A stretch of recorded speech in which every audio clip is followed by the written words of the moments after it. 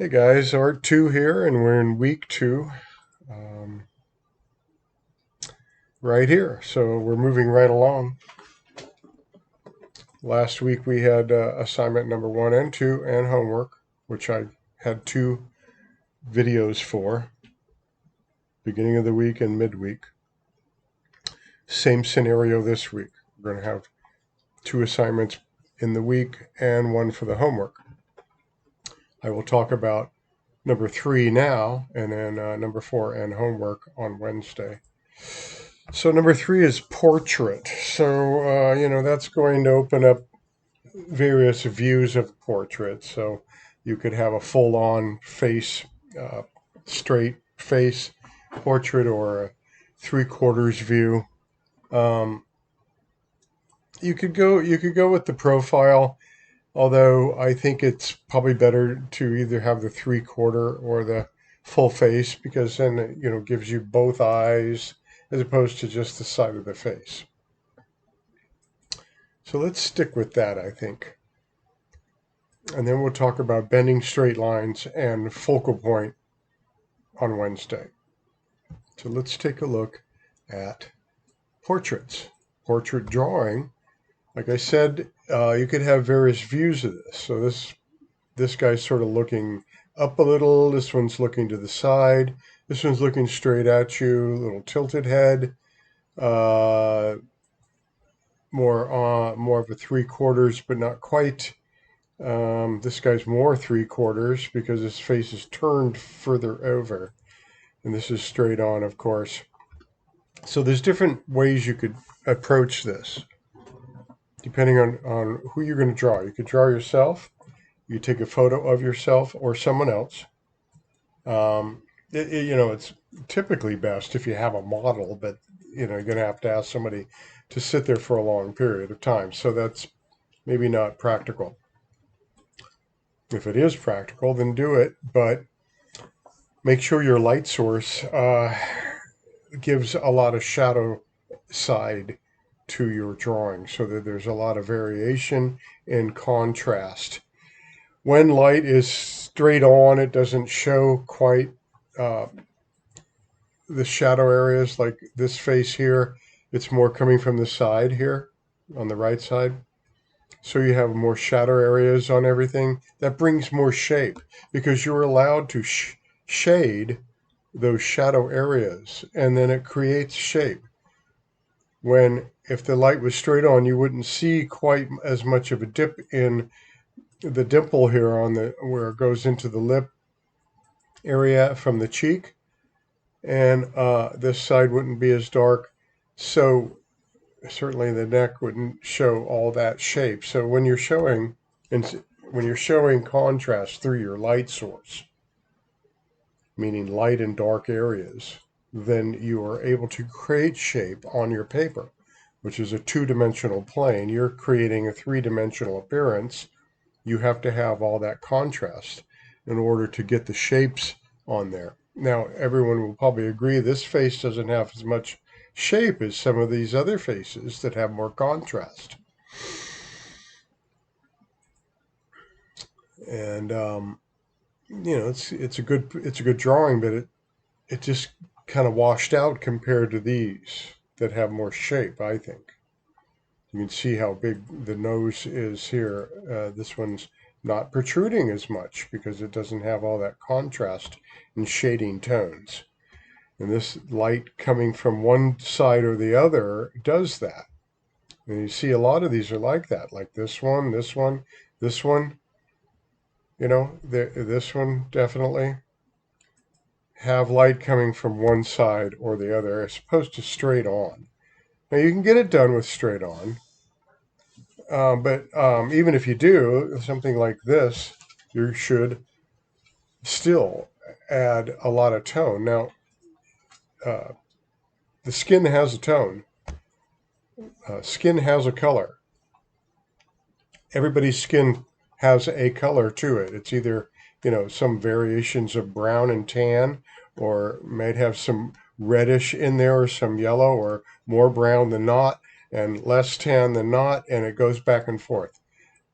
Typically, nobody has skin as white as paper, and nobody has skin that doesn't show some sort of contrast, even if it is dark skin, because that's going to pick up a lot of reflection from other light source.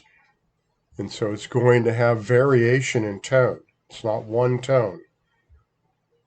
Okay, so everyone's skin is going to have a tone, and everybody's skin is going to have variations in tones.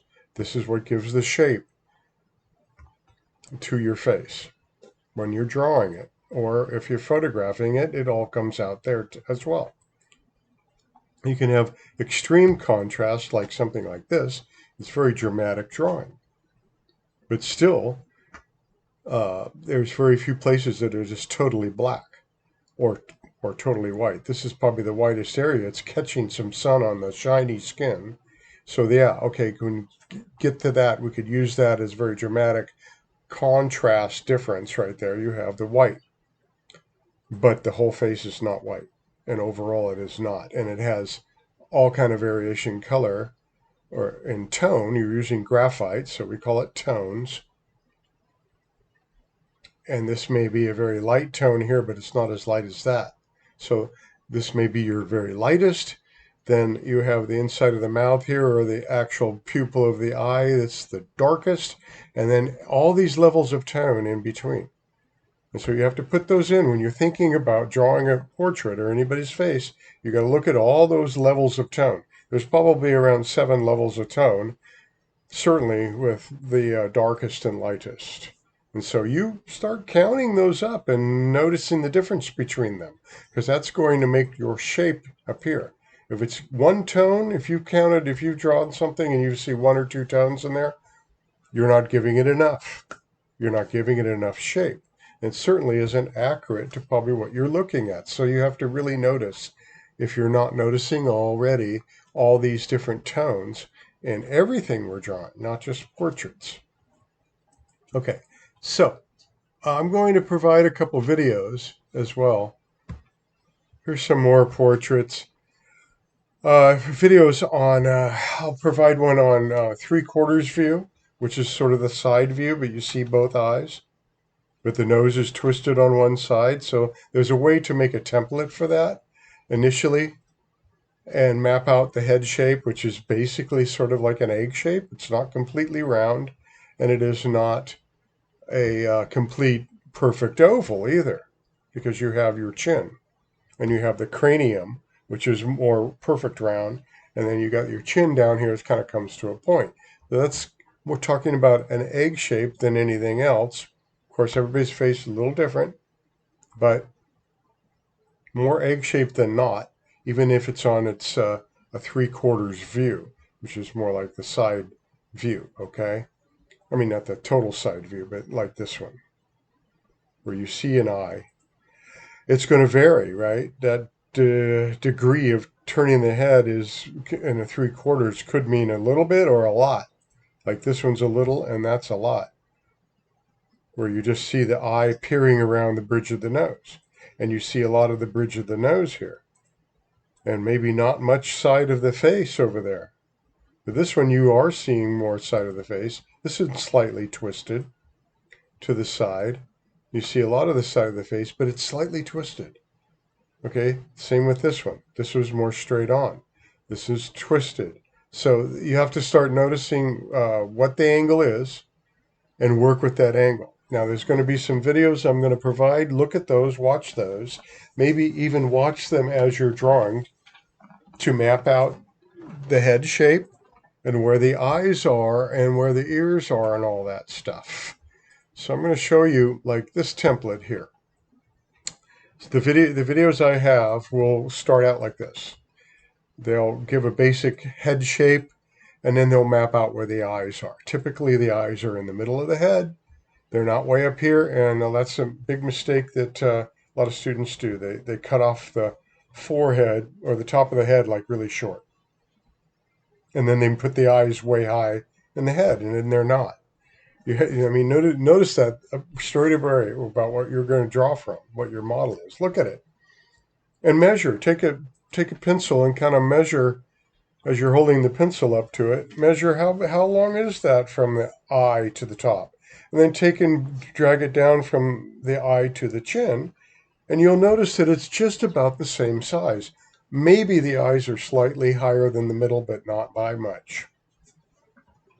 And then notice where the ears are. The top of the ears basically are right here where the eyes are. Now I've seen, okay, there are people that vary with that, but it's certainly not going to be way up here. Okay. Maybe the ear goes a little higher than some people have, different ears than somebody else, but typically, this is a generalization of what it usually is in more faces than not. The top of the ear is around where the top of the eye and eyebrow are, about not much higher than the eyebrow. And then the bottom of the ear is about where the nose ends. So they're not really small, they're not really high or very low. They're kind of in the middle here, but starting in the middle and coming down from the eye. If the eyes are in the middle, then that's where that starts too. We use this template, or use the template on the videos I show. And then the mouth is somewhere in the middle of the chin and nose, more on the higher end of that. As you can see, there's more space here between the bottom lip and the chin, bottom of the chin, and the top lip and the nose. This is a smaller space here than here. And then also typically the ends of the mouth, the corners, the ends, are about where the eye pupil is. That's where they end. So this is your template to sort of get going and start placing where the eyes, and do this all very lightly with your pencil. I'm going to provide another video on gesture drawing, which is very light.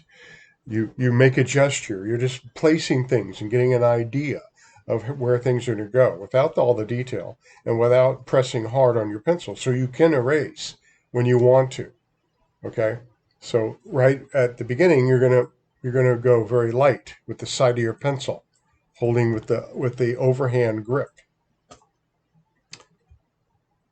like I showed in the first couple of videos. Had that overhand grip talked about, and shading techniques. Okay, so let me see if I can find another template, and it's a little different than this, possibly, just to get a couple of ideas going. And this is sort of talking about it too. Here they started with a circle, and then they brought the egg shape down here. Well, you can just do the egg shape straight away. What I want you to get away from when you do finish your drawing is lines, because there really isn't a line around the mouth and a line around the whole head. When you look at the model you're looking at, is there a line actually drawn around the head and the ears and everything? No. It's still shading that meets up with other shading. And it meets up and ends and makes a perceived line, but there really isn't a line there. And the same with the side of the nose. There's no line on the side of the nose. Look at these portraits. A lot of these are just shades that end one place or the other. Even though it may be a very thin shading mark. And this is perfect for that.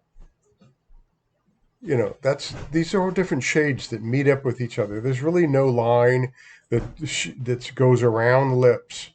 It's a shading mark right there, and a shading mark here that's lighter than that, and darker than that, and lighter and darker, and they meet up with each other, and they just end there.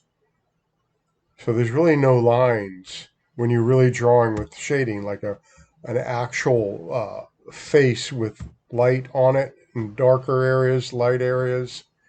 Shading is the predominant way to draw without lines. These are shading marks that end one way and the other, and there's no line. There's no line around the lips. It's just that shade ends there and meets up with that one, and they all perceive that there's a line, but there's no really line there. That's what I want you to notice about drawing, okay?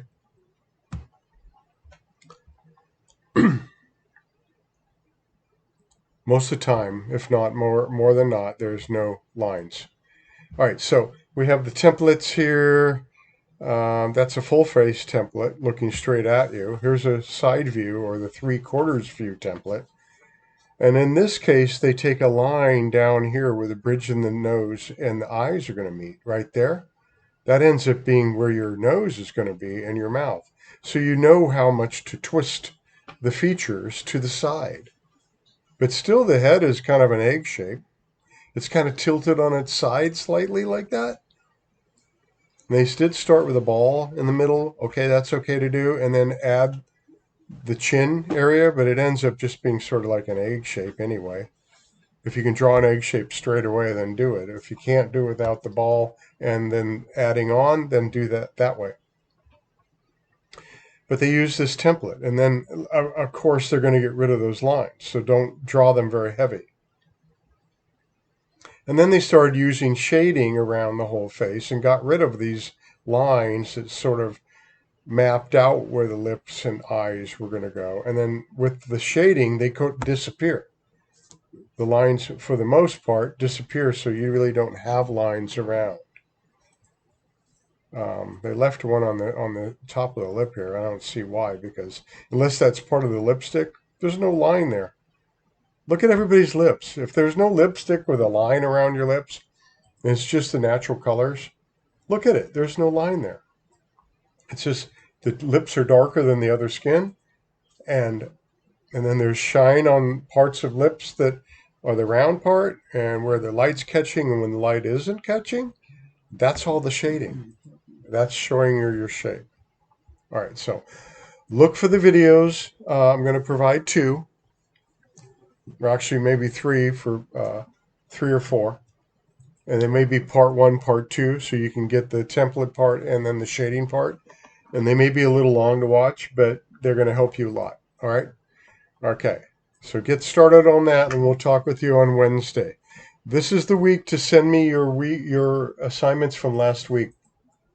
All week. I mean, all the way to the end of the week. That's fine. So basically, it might take you 2 weeks to do something.